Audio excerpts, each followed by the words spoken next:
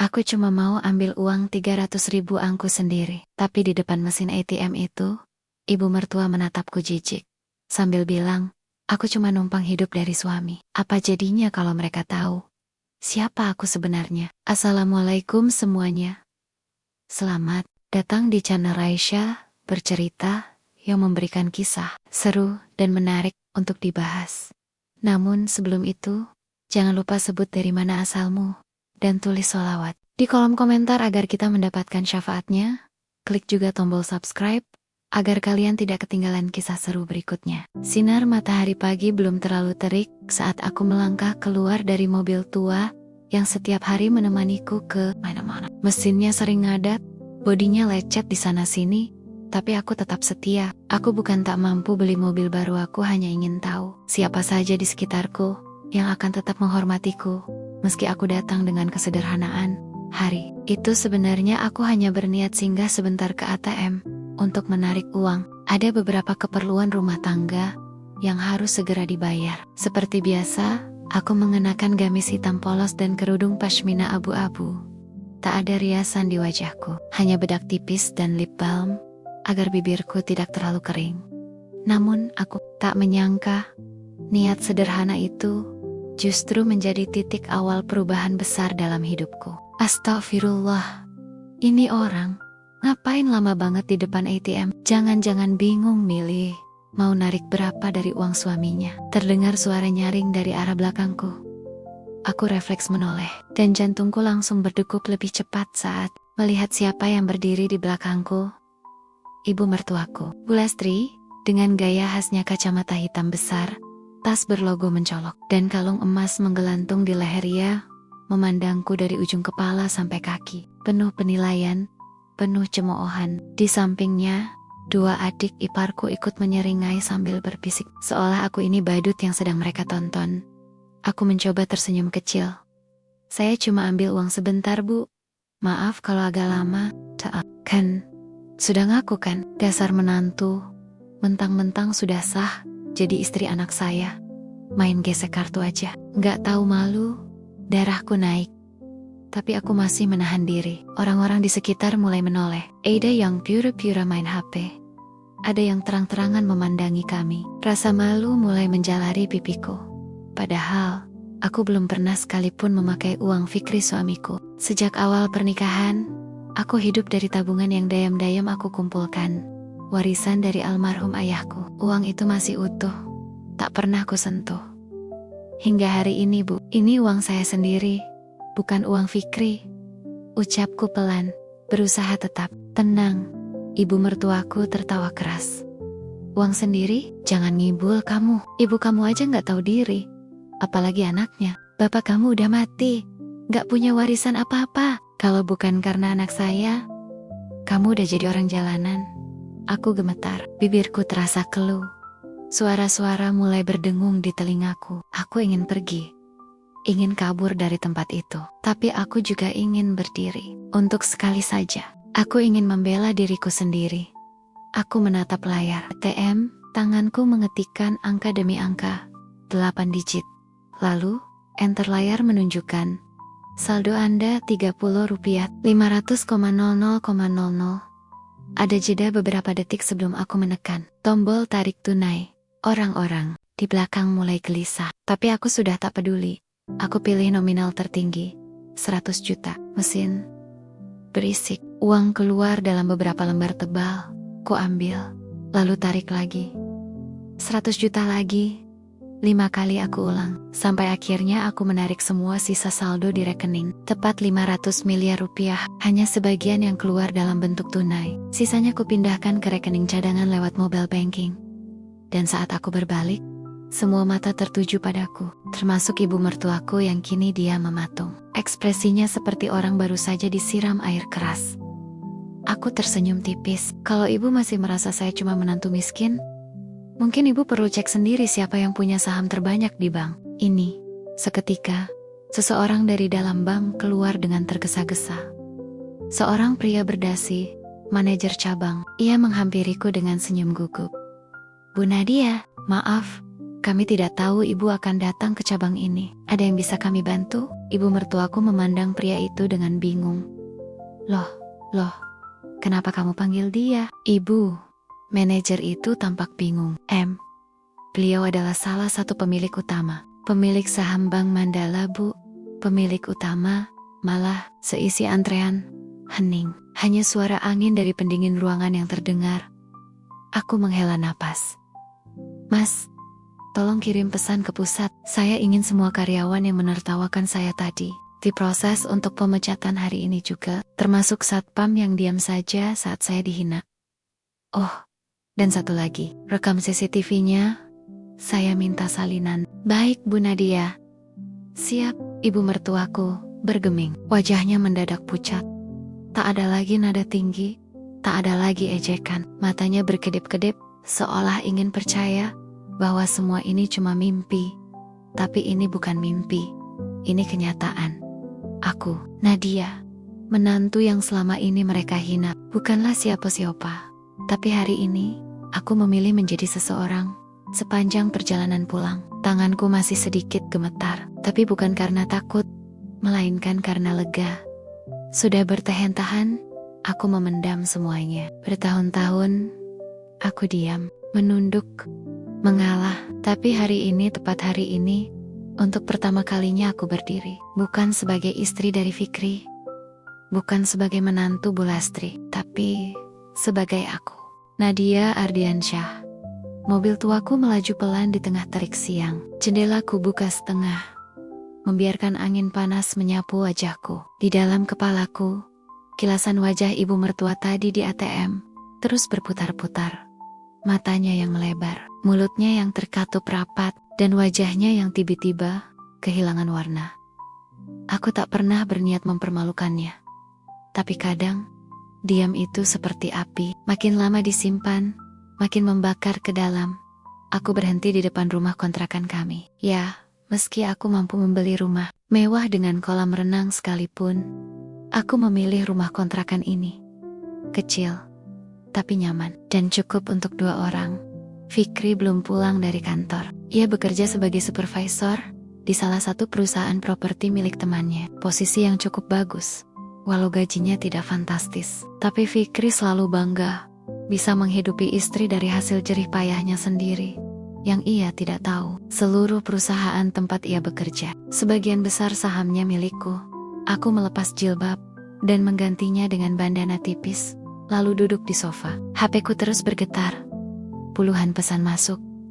Grup keluarga, grup kantor, wartawan bahkan mulai mengirim pesan via email pribadi. Aku buka satu pesan dari grup keluarga besar Ardiansyah, nama belakangku dari ayah. Tante Ratih, Nadia, kamu serius narik 500 miliar dari ATM? Ya Allah, kamu itu siapa sebenarnya? Lalu dari seorang sepupu jauh, Farah, gila, kamu trending di Twitter. Semua orang ngomongin menantu miskin yang ternyata punya bank. Itu kamu kan? Dan dari kakakku, satu-satunya keluarga yang masih tahu siapa aku. Kadira, akhirnya kamu buka juga ya. Ayah pasti bangga. Air mataku menetes tiba-tiba. Mungkin karena rasa haru, mungkin karena rasa kehilangan yang belum juga tuntas sejak ayah pergi. Ayah, namanya Haris Ardiansyah. Dulu, semua orang mengenalnya sebagai pengusaha visioner, pemilik grup bisnis besar yang bergerak di berbagai sektor teknologi, properti, dan perbankan. Tapi semuanya berubah dalam semalam. Hari itu, aku baru lulus SMA. Ayah baru saja pulang dari luar negeri, katanya membawa kabar besar. Tapi sebelum sempat bercerita apapun, mobilnya ditemukan terbalik di jurang dan dia tak terselamatkan. Kata polisi, kecelakaan. Kata media, kehilangan kontrol. Tapi aku tahu, itu bukan sekadar kecelakaan biasa. Ada yang menginginkan ayah pergi. Dan aku tahu siapa saja yang mungkin terlibat. Setelah ayah dimakamkan, hidupku berubah drastis. Mama, yang saat itu sedang tertekan berat, buru-buru menikah lagi dengan seorang pria pengacara yang mengaku bisa mengurus semua harta ayah. Tapi tak lama setelah itu, aku diminta menghilang dari dunia bisnis. Alasannya, demi keselamatan. Dan aku setuju. Saat itu aku masih polos, tak tahu apa-apa. Namun diam-diam, sebelum meninggal, Ayah sudah mengatur semuanya. Aku tercatat sebagai pemilik resmi saham mayoritas dari Bank Mandala Bank yang dulu dibangunnya dari nol. Semua surat dan dokumen telah disiapkan. Bahkan rekening atas namaku pun dibuat dengan sistem pelindung identitas agar tak bisa dilacak dengan mudah. Aku menyimpan semuanya rapi, diam-diam, bahkan dari suamiku sendiri. Fikri, orang baik. Ia mencintaiku bukan karena uang. Aku tahu itu, tapi aku tak ingin ia terjebak dalam dunia yang sama dengan dunia masa lalu ayah. Dunia yang penuh intrik, tipu, muslihat, dan bahaya. Aku hanya ingin hidup tenang. Tapi rupanya dunia tidak membiarkanku. Hidup dalam diam. Aku mengambil ponsel, kutekan nomor kantor pusat Bank Mandala. Bu Nadia, suara sekretarisku terdengar kaku. Semua permintaan Anda tadi pagi sudah diproses. 3 pegawai cabang sudah dinonaktifkan, termasuk satpam yang diam saat Anda dipermalukan. Kami juga telah mengirimkan CCTV ke email pribadi Anda. Terima kasih Rani. Kirim juga permintaan rapat internal Dewan. Kita kumpulkan semua direksi besok pagi. Baik Bu, satu lagi. Media sudah ramai. Perlu kami bantu buat pernyataan resmi? Aku menarik napas panjang. Belum. Biar mereka bertanya-tanya dulu. Kadang, rasa penasaran adalah alat terbaik untuk mengubah persepsi. Siap Bu, kututup telepon. Baru saja aku meletakkan ponsel, suara mobil terdengar di depan rumah. Fikri pulang. Aku segera berdiri, menyambutnya seperti biasa, tapi aku tahu wajahnya berbeda. Ia pasti sudah mendengar. Dan benar saja. Begitu masuk, Fikri menatapku tanpa senyum. Nat, katanya perlahan. Semua orang ngomongin kamu. Aku diam. Kamu beneran punya 500 miliar. Dan semua itu bukan uang perusahaan ayahku. Bukan uang dari manapun. Aku hanya menatap matanya. Bener Fik, itu uangku. Warisan dari ayahku. Aku gak pernah pakai uang kamu selama ini. Ia menarik napas, duduk dan mengusap wajah. Kenapa kamu gak pernah bilang? Aku duduk di sebelahnya. Tanganku menggenggam tangannya yang dingin. Karena aku gak pengen kamu cinta sama aku karena uang. Aku pengen kamu cinta sama aku karena aku Nat, bukan Nadia Ardiansyah pemilik saham. Ia tak menjawab, matanya memandang ke depan, kosong. Lalu, pelan-pelan, ia berkata, kamu tahu gak, hari ini aku dihina sama adikku sendiri. Katanya aku bego, nikahin cewek miskin. Katanya aku harusnya pilih yang selevel. Hatiku bergetar. Aku tahu Fikri juga pasti terluka. Tapi hari ini, bukan cuma aku yang harus sembuh. Kami berdua harus. Sekarang kamu tahu Fik, aku bukan menantu miskin. Aku bukan istrimu yang numpang hidup. Tapi aku tetap perempuan yang kamu nikahi. Karena kamu bilang, kamu jatuh cinta sama cara aku tertawa. Ia menoleh padaku, wajahnya mulai melunak.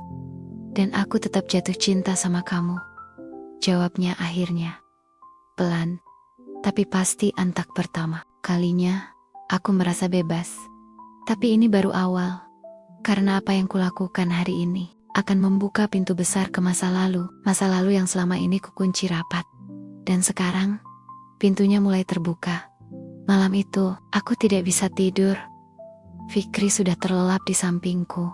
Napasnya teratur, seperti biasa. Tapi mataku menatap kosong. Ke langit-langit, kamar kontrakan kami. Sekuat apapun aku mencoba menenangkan diri, pikiranku tetap berisik. Ada suara-suara lama yang bangkit dari masa lalu. Suara ayah, suara ibuku, suara pengacara keluarga yang pernah menghilang begitu saja saat semuanya runtuh. Dan satu suara yang tak pernah bisa aku lupakan, suara lelaki yang menyebut ayahku penghalang. Aku bangkit dari tempat tidur dan berjalan pelan menuju lemari pakaian kecil di sudut kamar. Di dalamnya, di balik tumpukan kain dan selimut lama, ada sebuah kotak kayu tua dengan ukiran halus. Kotak peninggalan ayah, hanya aku yang tahu keberadaannya.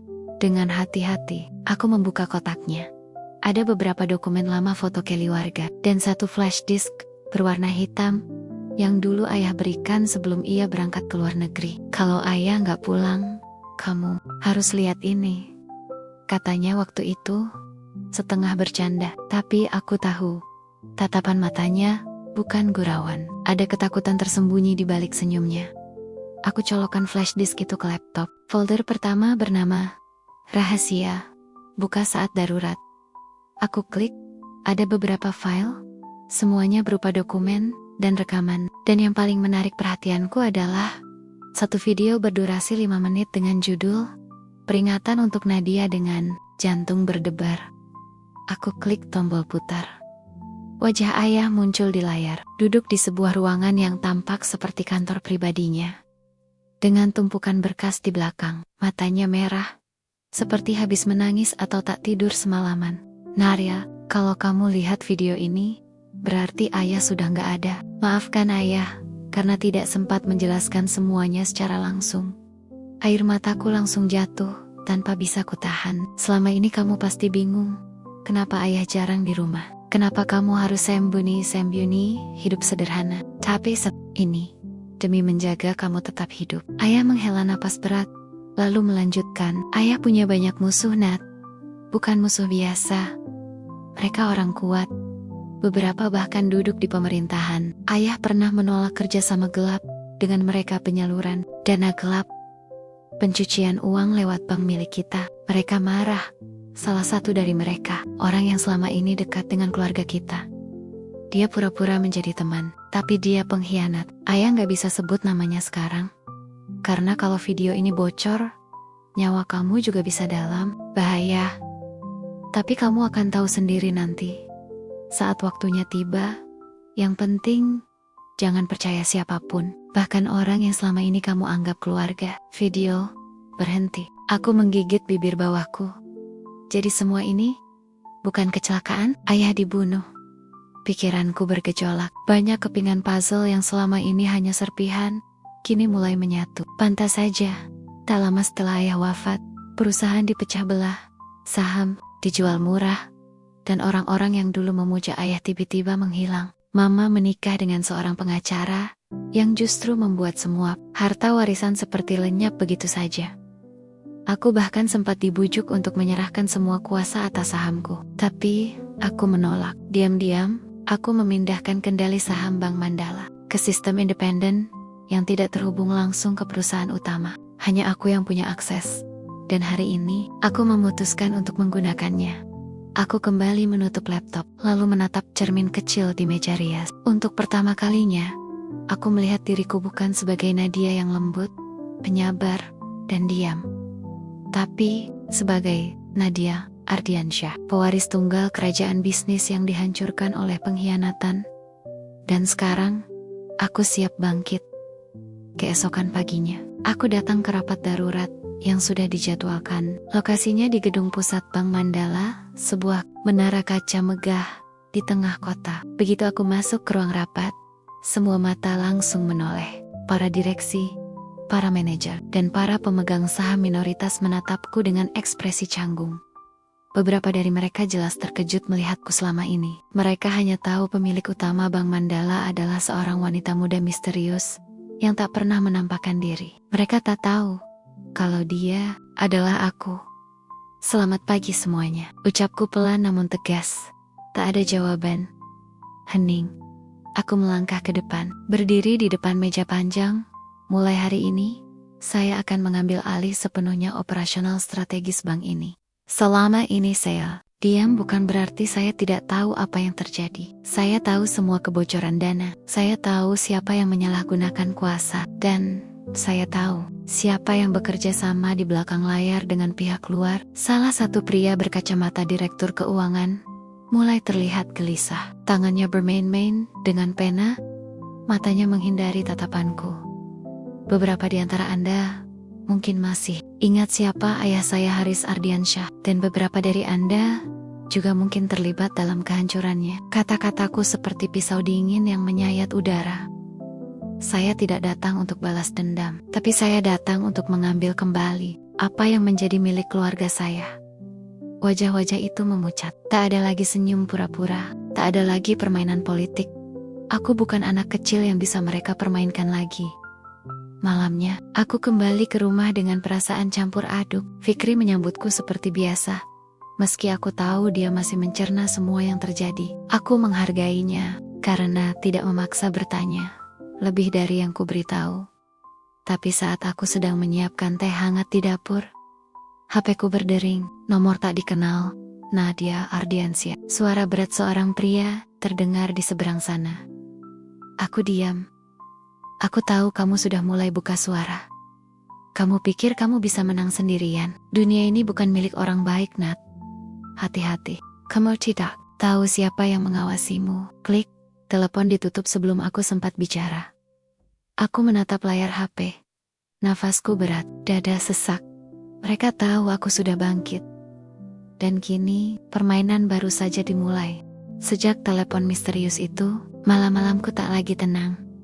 Setiap suara motor berhenti di depan rumah, jantungku berdetak lebih cepat. Setiap ketukan pintu, aku refleks menggenggam benda apapun yang bisa kujadikan senjata. Mungkin aku terlihat terlalu paranoid, tapi kalau kau tahu apa yang sebenarnya sedang aku hadapi, kau akan mengerti. Hari ini, aku duduk di teras kontrakan, mengenakan sweater tebal dan celana longgar, tangan memegang cangkir teh yang tak lagi hangat. Fikri sedang di kantor, dan untuk pertama kalinya sejak semua ini dimulai, aku merasa benar-benar sendirian. Aku membuka laptop, mata ini terpaku pada berkas-berkas investigasi pribadi yang diam-diam aku mulai susun. Sebagian besar berasal dari data yang disimpan ayah. Sebagian lagi aku kumpulkan sendiri dari orang-orang kepercayaanku yang masih setia sejak zaman almarhum ayah. Satu nama terus muncul dalam laporan-laporan itu. Rahman Satya, seorang pengacara, sekaligus pemilik konsultan hukum ternama, yang pernah membantu ayah mengurus legalitas bisnis keluarga. Pria yang anehnya menikahi mama beberapa bulan setelah ayah meninggal. Pria yang mengaku jatuh cinta karena simpati, tapi diam-diam menguasai aset milik kami. Pria yang menyuruhku kuliah di luar negeri, lalu memotong semua aksesku pada dunia bisnis saat aku kembali. Dan lebih gila lagi, pria ini sekarang menjadi penasihat hukum untuk Bank Mandala sebagai perwakilan pemegang saham minoritas. Aku menggigit bibir. Jadi selama ini, dia ada di lingkaran yang sama. Aku menutup laptop dengan kesal, lalu berdiri. Cukup. Aku tak bisa terus bersembunyi. Aku harus menghadapi mereka. Tapi bukan dengan emosi. Aku harus tenang, harus cerdas, harus jadi seperti ayah, mematikan dalam diam. Aku mengambil ponsel dan menghubungi salah satu orang kepercayaan ayah yang dulu pernah menemaniku di masa kecil. Pak Hadi, beliau mantan sopir pribadi keluarga kami. Tapi lebih dari itu, beliau adalah penjaga rahasia, orang yang tahu banyak tapi selalu bungkam. Sampai aku memintanya bicara. Assalamualaikum, Pak Hadi. Ini Nadia. Alhamdulillah Nona, saya sudah dengar semuanya dari berita. Saya tahu Nona pasti akan bangkit. Suaranya bergetar. Aku butuh bantuan, Pak. Kita harus ketemu. Aku butuh tahu apa yang sebenarnya terjadi. Malam ayah meninggal, ada jeda. Lalu, baik Nona. Malam ini, jam 8, di rumah tua belakang villa tua keluarga, yang dulu kita pakai buat liburan. Masih ingat? Tentu, saya akan ke sana. Malam itu, udara dingin menyelimuti kota. Aku mengendarai mobil sendiri. Tanpa sopir, tanpa pengawal. Aku tak ingin siapapun tahu. Villa tua itu berdiri di pinggiran kota, tersembunyi di balik pepohonan rimbun. Sudah lama tak dikunjungi. Tapi anehnya, lampunya menyala. Pak Hadi sudah di sana. Aku masuk perlahan. Aroma kayu tua dan debu menyergap hidungku. Tapi di tengah ruangan, Pak Hadi berdiri dengan wajah muram. Ia menunduk hormat saat aku datang. Nona, saya mohon maaf selama ini tidak bicara. Tapi sekarang waktunya. Aku duduk di kursi tua yang dulu jadi tempat favorit ayah membaca koran. Pak Hadi, malam itu, apa yang sebenarnya terjadi? Pak Hadi menghela napas panjang. Tangannya gemetar saat membuka tas kecilnya, mengeluarkan satu dokumen dan satu foto yang telah menguning. Lalu, ia mulai bercerita. Malam sebelum ayah Nona meninggal, beliau menerima tamu. Orang itu datang dengan sopir pribadi, mengenakan jas mahal, dan wajahnya familiar. Saya yakin dia bukan orang asing. Siapa? Pak Hadi mengangkat foto yang sudah kusam. Rahman Satya. Dugaan itu menamparku seperti tamparan keras. Mereka bertengkar Nona, soal saham, soal uang, dan soal satu berkas rahasia yang katanya bisa menghancurkan bisnis ilegal mereka. Ayah Nona menolak menyerahkan dokumen itu. Aku menelan ludah. Dan malam itu, mobil ayah keluar sendirian tanpa saya. Katanya ingin menenangkan diri. Tapi tidak pernah kembali. Air mata kembali menggenang di mataku. Apa Pak Hadi yakin Rahman yang terlibat? Saya tidak punya bukti kuat. Tapi setelah ayah Nona wafat, kantor saya dipecat, semua sopir diganti, dan semua berkas-berkas milik ayah dibakar oleh pengacara itu. Aku mengepalkan tangan. Dia menikahi ibuku hanya untuk ambil semua warisan, untuk tutupi jejaknya. Pak Hadi menunduk. Saya siap bantu Nona, apapun yang Nona butuhkan. Aku bangkit. Malam ini tidak ada lagi keraguan. Rahman adalah kunci dari semua ini.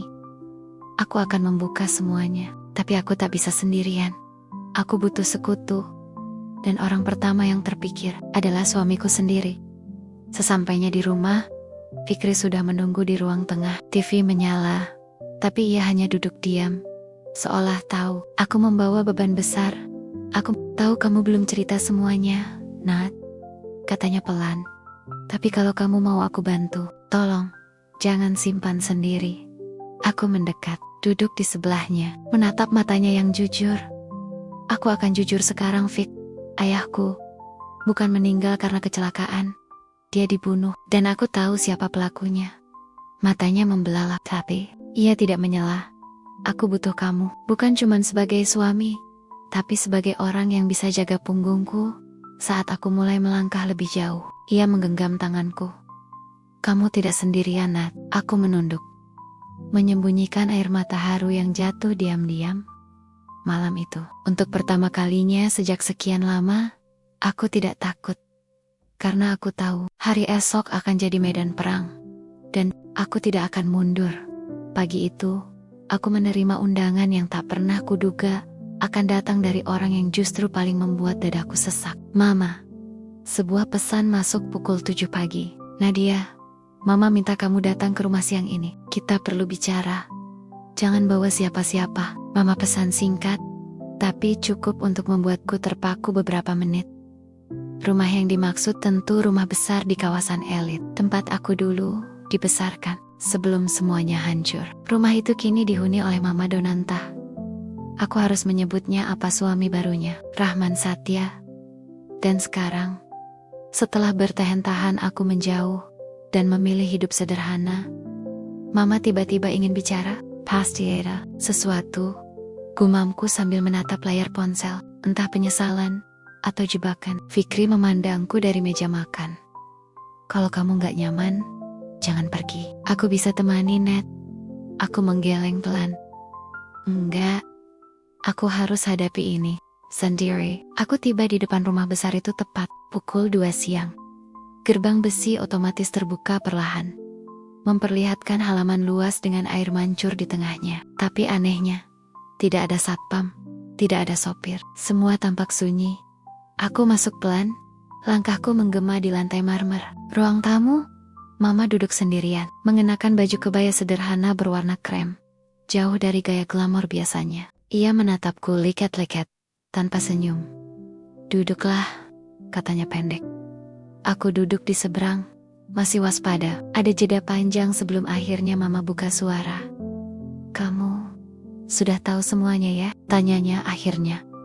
Suaranya lirih. Terksa, ibu yang ku kenal. Aku mengangguk perlahan. Cukup tahu untuk berhenti percaya pada orang yang kusebut keluarga. Mama menghela napas panjang. Tatapannya kosong menembus jendela. Waktu ayahmu meninggal, aku gak punya pilihan, Nat. Rahman datang seperti penyelamat. Semua saham dibekukan, rekening diblokir. Aku nyaris dituntut karena dianggap terlibat dalam penyimpangan keuangan almarhum suami sendiri. Hanya Rahman yang punya jalan untuk bebaskan aku. Aku mengepal jemari di pangkuan. Jadi Mama balas budi dengan menikahinya. Waktu itu, iya, Mama menunduk. Tapi semakin lama aku sadar, dia bukan menyelamatkanku. Dia hanya mengikatku, mengurungku dalam istana yang terlihat megah, tapi tanpa kebebasan. Aku tidak langsung percaya. Terlalu banyak luka, terlalu banyak pengkhianatan. Mama tahu dia terlibat dalam kematian ayah. Mama diam lama, matanya mulai berkaca-kaca. Aku tahu, tapi terlalu terlambat, Nat. Semua bukti sudah dia musnahkan. Orang-orang ayah dibungkam, termasuk Pak Hadi. Dia pernah kirim surat ke Mama, tapi Rahman duluan yang baca. Dan Mama tetap tinggal di sini selama ini. Suaraku meninggi, melihat dia hidup nyaman dari warisan ayah, dari keringat kita, dari bisnis keluarga, dan Mama cuma diam. Mama terisak, karena aku gak tahu harus mulai dari mana. Tapi kamu berhasil melakukan yang tidak bisa Mama lakukan. Kamu lawan dia, Nat. Kamu yang paling mirip ayah. Kali ini, aku yang kehilangan kata. Aku mau bantu, Nat, lanjut Mama. Aku punya satu hal yang mungkin bisa membantumu. Buka semuanya. Dari dalam baju, Mama mengeluarkan sebuah flash disk kecil. Ini rekaman kamera keamanan yang dulu sempat hilang hari saat ayah meninggal. Aku simpan salinannya diam-diam, tapi aku takut kalau menyerahkannya ke siapapun. Sekarang aku percaya hanya kamu yang bisa pakai ini. Tanganku gemetar saat menerimanya. Benda kecil ini bisa jadi kunci dari segalanya. Aku berdiri, menatap wajah Mama yang kini tak sekuat dulu, tak setegas dulu. Ia seperti boneka porselen yang retak di banyak sisi, tapi setidaknya kali ini ia memilih berpihak padaku. Satu hal lagi, Mama, ucapku sambil melangkah ke pintu. Apa, kalau aku buka semua ini ke publik? Mama siap ditinggalkan Rahman? Ia menatapku tajam. Sudah bertahan-tahan, aku merasa hidup bersama musuh, Nat, bukan suami. Jadi, biar aku yang mengusirnya lebih dulu. Aku mengangguk. Untuk pertama kalinya, setelah sekian tahun, aku melihat setitik cahaya di mata wanita yang dulu pernah aku sebut pahlawan. Sesampainya di rumah, aku segera membuka flash disk di laptopku. Tangan Fikri berada di bahuku menenang Kengkyu yang gemetar. Rekaman itu dimulai dengan suasana ruang kerja ayah. Waktu menunjukkan pukul 11 malam, ayah duduk di depan meja. Wajahnya terlihat lelah. Tak lama, Rahman masuk ke ruangan. Tak ada suara, tapi dari bahasa tubuhnya, mereka bertengkar hebat. Ayah menanjuk-nanjuk ketumpukan dokumen. Rahman menarik kerah jasnya, lalu menggebrak meja. Ayah berdiri, nyaris mendorongnya keluar ruangan. Lalu, di detik ke-157, Rahman menarik sesuatu dari balik jaketnya. Benda kecil, seperti suntikan. Ia bergerak cepat, menyergap ayah dari belakang, menusuk lehernya. Aku menutup mulut, hampir muntah. Ayah terjatuh perlahan, tubuhnya mengejang. Rahman menahan kepala ayah agar tidak membentur meja. Lalu, dengan tenang, ia menyeka jarinya, mengambil berkas di meja, dan pergi. Fikri berdiri kaku. Ya Allah, Nat, air mataku jatuh deras. Aku menatap layar itu seperti ingin menerobos, masuk dan memeluk ayah. Ini pembunuhan berencana, bisikku. Fikri langsung mengambil ponsel. Kita harus ke polisi, sekarang juga. Aku mengangguk pelan, tapi hatiku berkata tidak semudah itu. Rahman punya banyak koneksi, orang-orang yang akan melindunginya dengan segala cara. Kalau aku gegabah, rekaman ini bisa dianggap rekayasa, bukti bisa dimusnahkan. Aku harus buat ini meledak di depan publik. Dan untuk itu, aku hanya tahu satu jalan. Media. Aku membuka kontak lama seorang jurnalis investigasi yang dulu pernah diancam karena memberitakan kejanggalan kematian ayah. Namanya Reza, dan ia adalah satu-satunya orang yang pernah berkata, aku akan terus cari kebenaran, walau harus melawan orang paling berkuasa sekalipun. Dan kini, aku akan bantu dia mewujudkannya. Aku masih ingat jelas malam itu. Suara pelan pintu belakang yang terbuka, lalu langkah-langkah ringan, terlalu pelan untuk ukuran manusia biasa. Dan setelahnya, sunyi. Sunyi yang mencurigakan. Itu bukan malam biasa. Itu malam di mana aku untuk pertama kalinya dalam hidup merasa benar-benar diincar. Hari itu, aku bertemu Reza di sebuah kedai kopi kecil di pojok kota. Tempat kami biasa bertemu diam-diam dulu ketika membongkar praktik kotor di lingkaran kakus. Reza tidak berubah. Rambutnya masih berantakan. Kantung matanya makin dalam, dan senyumnya masih sama tipis. Sinis, tapi tajam seperti silet. Lama banget kamu ngilang, Net, katanya sambil mengaduk kopi hitamnya. Aku kira kamu udah bener-bener Aku meletakkan flash disk di atas meja. Yang ini bisa bikin semuanya meledak, Za. Termasuk kepala Rahman Satya. Ia menatap benda itu dengan mata membulat. Aku nggak main-main, lanjutku.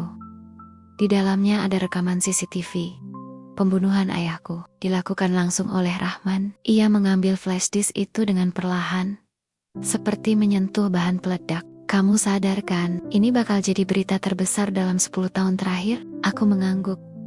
Dan juga paling berbahaya. Reza tersenyum kecil. Berarti, udah waktunya aku hidup lagi. Malam itu, aku dan Fikri tidur lebih cepat dari biasanya. Rasanya, kami mulai terbiasa tidur dengan perasaan waspada. Bahkan menyimpan tongkat bisbol di samping ranjang bercanda katanya. Padahal aku tahu itu bukan lelucon. Jam 2 dini hari, aku terbangun karena suara. Suara daun pintu belakang. Pelan. Sangat pelan. Seperti seseorang sengaja tak ingin ketahuan. Fikri juga terbangun. Ia memberi isyarat dengan jari telunjuk di depan mulut. Lalu bangkit perlahan mengambil tongkat bisbol. Aku menggenggam ponsel erat-erat, siap menekan panggilan darurat kapan saja. Kami menyusuri lorong gelap menuju dapur. Lalu pelan-pelan membuka pintu menuju teras belakang, dan di sanalah kami melihatnya. Seseorang berjaket hitam dan mengenakan masker berdiri diam, menatap kami dari kejauhan. Ia tidak bergerak, tidak berkata apapun, sampai Fikri mengangkat tongkat bisbol tinggi-tinggi dan berteriak, "Hei, mau ngapain kamu?" Orang itu langsung berbalik dan lari ke semak-semak. Fikri mengejar sampai pagar belakang, tapi dia sudah hilang dalam gelap. Aku gemetar. Lututku lemas. Itu bukan pencuri biasa. Itu pesan. Seseorang tahu. Mereka tahu. Keesokan harinya, aku menerima panggilan dari Reza. Suaranya tegang. Kamu harus datang ke kantor sekarang juga. Cepat. Ini darurat. Sampai di sana. Suasana kantor redaksi seperti kuburan. Senyap. Beberapa komputer mati mendadak. Beberapa staf mengemasi barang-barang mereka. Reza menghampiriku dengan wajah gelap. Mereka tahu kita punya rekaman itu. Pagi ini, 3 komputer kantor kena hack. Semua data backup rusak, server utama terbakar. Dan dia menunduk, menahan emosi. Joko, editor kami, ditemukan tidak sadarkan diri di ruang parkir. Diduga dicekoki obat. Dia belum sadar sampai sekarang. Hatiku mencelos, mereka mulai menyerang. Reza mengangguk, dan itu berarti satu hal. Kita sudah sangat dekat dengan kebenaran. Mereka panik. Aku menarik napas dalam. Kita masih punya rekaman aslinya. Aku simpan 1 salinan di flash disk kedua, dan 1 di cloud terenkripsi. Reza mengangguk cepat. Kita harus bertindak sekarang sebelum semuanya terlambat. Aku akan rilis teaser berita malam ini, biar masyarakat tahu kita punya sesuatu besar. Aku menggenggam tangannya. Hati-hati, Za. Aku gak mau kehilangan satu-satunya orang yang berani bantu aku. Ia menatapku. Jangan khawatir. Kalau sampai aku mati, aku pastikan kebenaran tetap keluar. Sore harinya, teaser berita tayang di TV nasional. Breaking. Tim investigasi kami mendapatkan rekaman eksklusif yang mengungkap fakta mengejutkan. Di balik kematian pengusaha nasional, Budi Ardiansyah. Tunggu beritanya. Besok pukul 7 malam. Ledakan langsung terjadi. Media sosial geger. Nama ayah trending. Nama keluarga Ardiansyah kembali jadi sorotan. Orang-orang mulai bertanya. Wartawan mengepung rumahku. Bahkan akun-akun palsu mulai menyebar fitnah bahwa aku memalsukan bukti demi warisan. Tapi aku tidak goyah sampai telepon itu datang dari nomor tak dikenal. Suara di ujung sana berat, tenang, tapi penuh ancaman. Kamu pikir kamu pahlawan, Nat? Kamu hanya pembawa maut. Kalau berita itu tayang besok, Fikri tidak akan pernah kamu lihat lagi. Aku terdiam. Dadaku seakan dihantam batu besar. Kamu punya waktu 12 jam. Hapus semua salinan berita, atau kamu akan kehilangan segalanya. Mulai dari suami tercinta, klik, telepon terputus, dan seketika, aku tersadar. Fikri hilang. Aku berlari keliling rumah. Kamar mandi kosong, garasi kosong, mobilnya masih di tempat, tapi tak ada jejak Fikri dimanapun. Aku terjatuh di lantai ruang tamu, mataku berkokek-kokaka. Mereka sudah mulai memainkannya secara langsung. Mereka menculik Fikri. Dan kini, aku berada di persimpangan maut, menyelamatkan kebenaran, atau menyelamatkan orang yang kucinta. Aku tidak ingat bagaimana bisa sampai berdiri di ruang gelap itu, menatap layar laptop dengan wajah pucat dan tangan gemetar. Semua terjadi terlalu cepat. Beberapa jam lalu, aku masih duduk berdampingan dengan Fikri, memikirkan strategi terakhir untuk menyingkap semuanya. Kini, hanya layar gelap dan suara ancaman yang menari-nari di pikiranku. Kalau berita itu tayang, Fikri tidak akan pernah kamu lihat lagi. Aku mencoba meneleponnya berkali-kali, tapi jawabannya selalu sama. Tidak bisa dihubungi. Aku menghubungi Reza. Ia langsung mengangkat dengan suara panik. Fikri hilang, kataku tanpa basa-basi. Apa? Reza terdengar langsung berdiri dari kursinya. Kapan terakhir kamu lihat dia?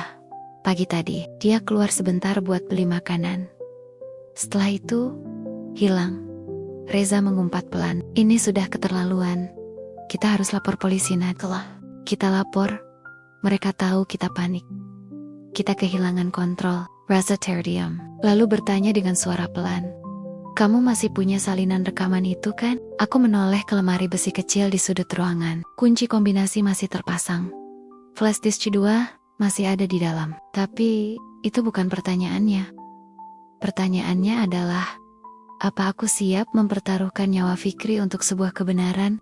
Harimau gelap saat aku keluar rumah dan menuju sebuah tempat yang tak pernah kusangka akan kudatangi lagi. Rumah Rahman Satya.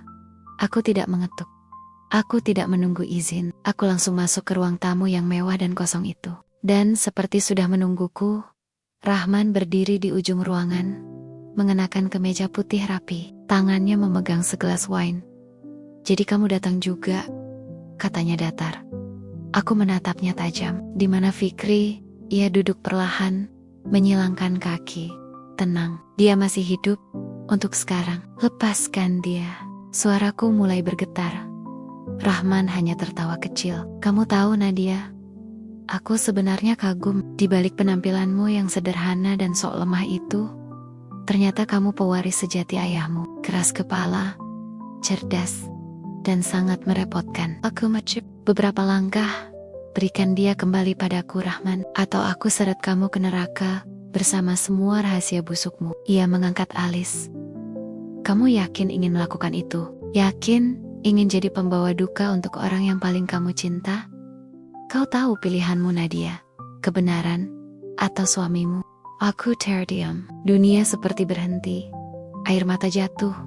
Tapi aku tetap menatapnya tajam. Kau ingin aku menyerah? Bukan. Menyerah, sahutnya. Cukup diam. Kembali ke hidupmu yang nyaman. Dan lupakan semua ini. Biarkan rahasia tetap jadi rahasia. Aku menatapnya dalam diam, lalu menarik napas. Berikan aku waktu 2 jam. Rahman mengernyit. Untuk apa? Untalk. Perfect. Kalau aku akan menyerah, aku ingin tahu aku melakukannya bukan karena dipaksa, tapi karena aku memilih. Ia tertawa. 2 jam. Baiklah. Tapi lewat dari itu, aku tak bisa jamin suamimu utuh. Aku membalikan badan dan berjalan keluar dengan langkah cepat. Saat itu aku tahu, aku tidak akan menyerah. Aku akan melawan. Aku kembali ke rumah dan langsung menghubungi Reza. Kita tayangkan malam ini. Sekarang. Segera. Reza terdiam beberapa detik. Kamu yakin, Fikri? Aku tidak bisa selamatkan satu orang dengan membiarkan kejahatan besar tetap hidup. Kalau aku mati besok, kalau Fikri mati sekalipun, paling tidak dunia tahu siapa Rahman Satya sebenarnya. Reza tidak menjawab, tapi detik berikutnya aku menerima notifikasi. Live stream berita eksklusif. Jam 7 malam. Misteri kematian Budi Ardiansyah dikupas tuntas. Aku menutup ponsel dan berlutut. Ya Allah, kuatkan aku. Kuatkan dia. Jam 7 tepat. Layar televisi menyala di seluruh negeri. Reza berdiri di depan kamera dengan wajah tegas. Ia membuka siaran langsung dengan suara berat. Saudara-saudara, malam ini kami membawa bukti yang tak terbantahkan tentang pembunuhan berdarah dingin yang selama ini tertutup rapi. Sebuah konspirasi yang melibatkan tokoh bisnis ternama, Rahman Satya, dan rekaman itu diputar. Aku menonton dengan napas tertahan. Detik demi detik, gerakan demi gerakan, saat Rahman menusukkan racun itu ke leher ayahku. Aku menggenggam kursi begitu erat, hingga tanganku kesemutan. Telepon berdering. Aku melihat nama di layar, Rahman Satya. Aku angkat, suaranya tak lagi tenang. Kau sudah menghancurkan segalanya, Nadia. Aku menjawab pelan. Kau yang menghancurkan hidupku dari awal. Sekarang giliranmu. Kau pikir ini berakhir? Aku masih bisa buatmu menyesal. Klik, telepon terputus. Dan saat itu, pintu diketuk. Aku berdiri. Jantungku seperti meledak. Tapi saat ku buka, yang berdiri di sana adalah Fikri. Berdiri, lemas, kusut, tapi hidup. Aku langsung memeluknya. Ia terisak, mereka buang aku di pinggir jalan. Saat berita itu muncul, gak punya nilai lagi buat mereka. Aku menahan tangis. Kamu selamat, Fikri? Itu cukup. Malam itu, dunia bergetar. Polisi segera menyelidiki. Nama Rahman jadi headline nasional. Rumahnya digeruduk. Beberapa orang suruhannya ditangkap, termasuk orang yang sebelumnya meneror Reza. Mama mengirim pesan. Akhirnya kamu mengalahkannya, Nak. Ayahmu pasti bangga. Tapi aku hanya bisa duduk di ruang tengah, menggenggam tangan Fikri, menatap lenggit-lenggit dengan dada sesak. Aku menang. Tapi pertanyaannya, apakah aku akan selamat? Malam masih gelap ketika suara sirena mobil polisi akhirnya memudar. Tapi ketegangan di dadaku belum juga reda. Fikri tertidur di sofa. Wajahnya masih pucat, tubuhnya kelelahan. Mungkin karena trauma, mungkin juga karena tubuhnya masih menyimpan luka setelah dikurung berjam-jam di gudang kosong, entah di mana. Aku menatapnya lama, jemariku menyusuri bekas memar di bawah matanya, dan hatiku tiba-tiba disergap oleh amarah, yang membara amarah yang tidak lagi bisa kutahan. Cukup sudah. Rahman Satya sudah melangkah terlalu jauh. Jam 8 pagi, aku berdiri di depan kantor pusat Bank Mandala, mengenakan setelan jas hitam elegan dengan kerudung senada. Tidak lagi berbaju lusuh, tidak lagi berjalan tertunduk. Hari ini, aku tidak datang sebagai Nadia, menantu yang mereka hina. Hari ini, aku adalah Nadia Ardiansyah, pemilik saham mayoritas saham Bank Mandala. Aku disambut oleh manajer HRD dan beberapa petinggi yang dulu suka melirikku dengan tatapan sinis saat aku datang diam-diam ke ATM untuk mengecek saldo rekeningku. Mereka semua diam. Tidak ada senyum sok ramah, tidak ada bisik-bisik mencibir. Aku tahu semua sudah tahu siapa aku sebenarnya.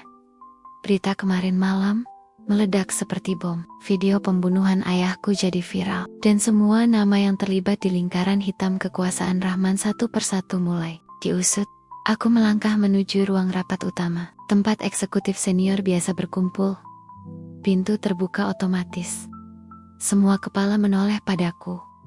Aku menatap mereka satu persatu, lalu berkata dengan tenang, "Duduk dan dengarkan. Mulai hari ini," ucapku lantang, "seluruh struktur direksi akan dirombak. Semua pihak yang terlibat dalam pencucian uang, suap, dan konspirasi dengan Rahman Satya akan diperiksa. Tidak peduli jabatan kalian, tidak peduli berapa lama kalian di sini." Beberapa wajah pucat, yang lainnya menunduk.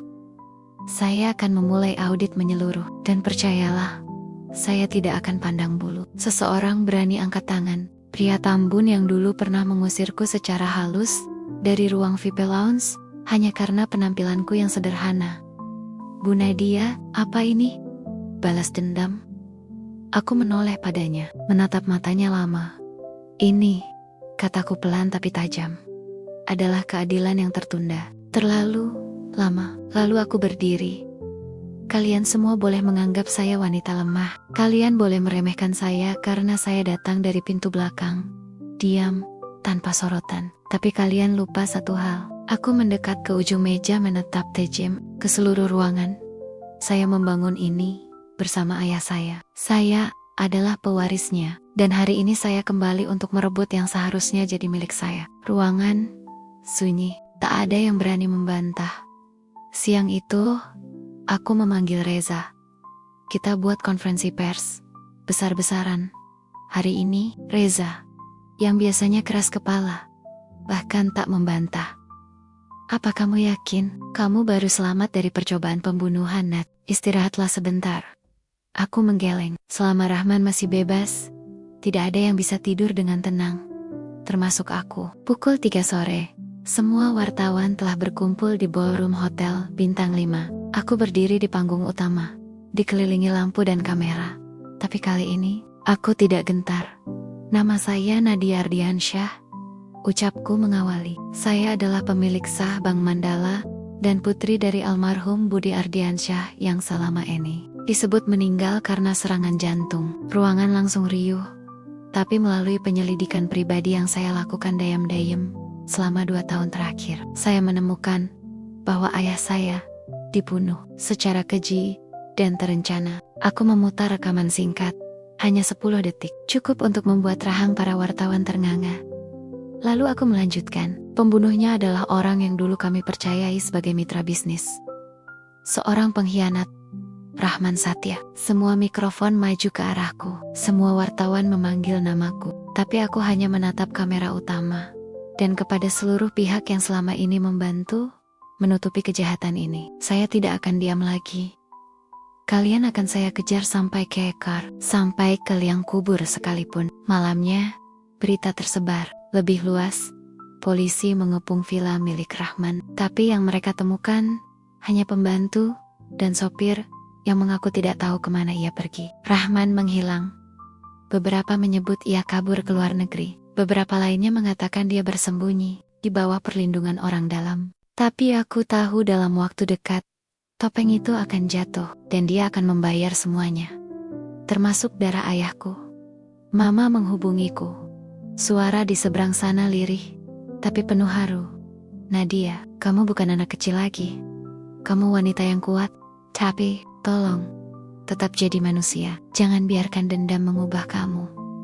Aku diam, karena begitu kamu menang, dan tak ada lagi musuh yang bisa kamu kalahkan, kamu akan mulai melawan dirimu sendiri. Aku menutup mata, dan untuk pertama kalinya, aku menangis.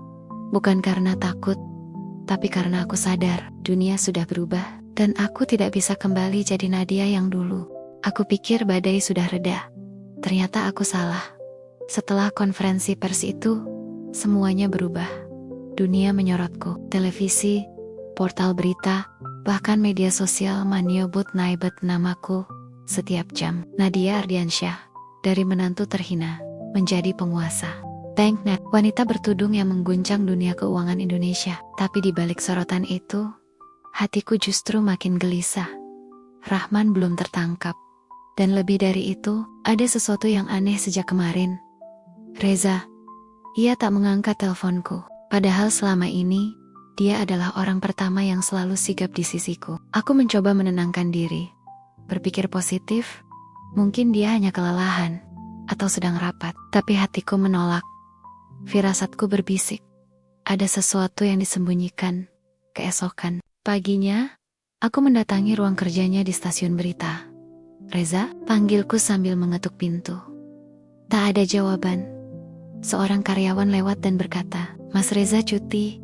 Bu, mendadak, katanya ada urusan keluarga. Aku terdiam. Cuti? Tanpa memberitahuku, setelah semua yang kami lewati, aku tahu. Ini bukan urusan keluarga.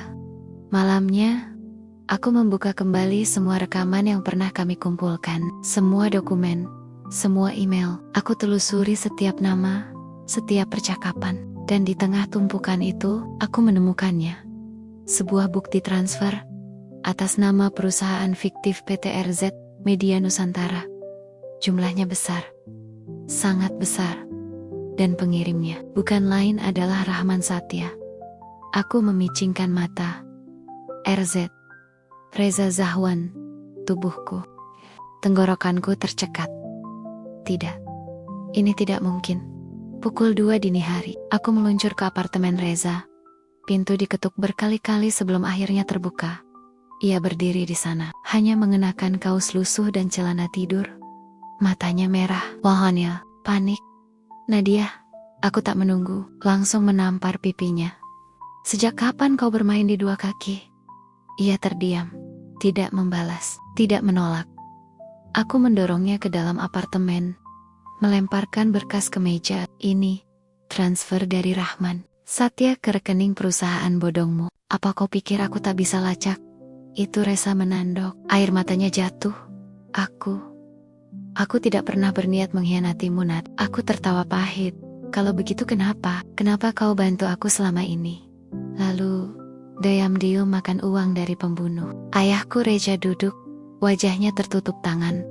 Karena awalnya aku memang disewa dia, jantungku berhenti. Aku dipekerjakan untuk mendekatimu, menjadi temanmu, membantumu.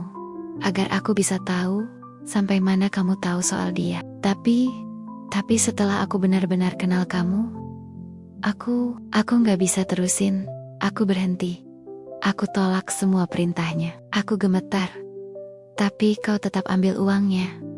Dia mengangguk, lemah untuk melindungimu. Aku butuh akses, Nat. Aku butuh pengaruh. Dan satu-satunya cara untuk tetap dekat dengan dia adalah dengan pura-pura tunduk. Aku membeku. Jadi, semua ini bohong. Suaraku bergetar. Persahabatan kita, perjuangan kita, semua karena kau bekerja untuk dia. Reza menggeleng cepat. Tidak, demi Tuhan, Nat. Aku memang diawasi dia. Tapi semua yang aku lakukan untuk kamu, itu tulus. Aku ingin menebus semuanya. Aku melangkah mundur. Pintu belakang terasa begitu jauh. Aku tak berkata apa-apa. Air mata Reza jatuh. Kumohon, jangan tinggalkan aku, Nat. Aku tidak punya siapa-siapa. Aku menatapnya lama. Lalu berkata, pelan tapi dingin, sekarang kau tahu rasanya dikhianati oleh orang yang kau percaya. Aku kembali ke rumah saat langit mulai terang. Fikri menyambutku dengan pelukan. Kamu dari mana semalaman? Aku tidak menjawab. Aku hanya menggenggam tangannya erat-erat. Hari ini, aku kehilangan satu orang lagi. 3 hari kemudian, polisi mengumumkan sesuatu yang tak terduga. Kami telah menangkap Rahman Satya di sebuah rumah persembunyian di daerah pegunungan. Semua media meledak. Aku hanya duduk di sofa, menatap layar televisi, dengan wajah tanpa ekspresi. Hati ini sudah terlalu lelah untuk bersorak. Tapi saat kamera memperlihatkan wajah Rahman yang digiring polisi, aku berdiri.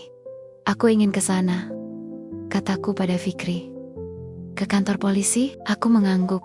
Aku harus menatapnya. Untucked hair, kolonial. Setibanya di kantor polisi pusat, aku masuk ke ruang interogasi. Di dalam, Rahman duduk di borgol, wajahnya kusut, rambutnya acak-acakan. Begitu melihatku, ia tersenyum miring. Nadia, akhirnya, aku duduk di seberangnya, menatapnya lurus. Kenapa kau bunuh ayahku? Ia menghela napas. Karena dia tidak mau tunduk. Karena dia terlalu bersih untuk bisnis ini. Karena dia memilih warisan untukmu, bukan untuk kekuasaan. Aku menahan amarah. Kau akan membusuk di penjara, Rahman. Ia mengangguk ringan. Mungkin, tapi kamu harus tahu, Nadia, dunia ini tak akan pernah sepenuhnya memihak orang baik. Kau pikir dengan menangkapku semuanya berakhir? Ia mencondongkan tubuh. Kau menang hari ini, tapi besok akan ada yang lebih licik, lebih kejam, dan kamu harus siap. Aku berdiri, menatapnya tajam. Aku siap, Rahman, karena tidak seperti kamu. Aku tidak buta karena kekuasaan.